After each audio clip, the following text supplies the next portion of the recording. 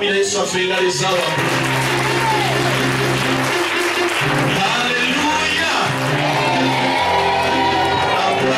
Natangudde n'abasoba nga ndi ku speed kyekizibu kyesanze neka tukirekereyo wali olimba olwanyumira ennyo nga lugamba agolokose Yesu agolokose kulaga ekitiibwa kye abaali abasamize basumba baddala akikose Mukama sana kwebaza agolokose Yesu agolokose okulaga ekitiibwa kye abaali abasamize Mukama akikose. Amen. Walike emikono gyo waggulu tusaba ekisa kya Katonda tukuba. Walika. Ne bw'oba oli muddusi mulungi ne bakusiba ejjinja lya kilo 5 tosobola kudduka nga bw'obadde odduka. Oba weerimba.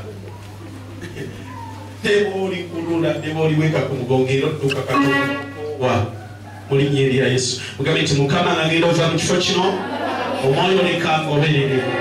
Amafuta gano gatambule ku bulamu bwange. Obulamu bwange obutabanga bwe bubadde.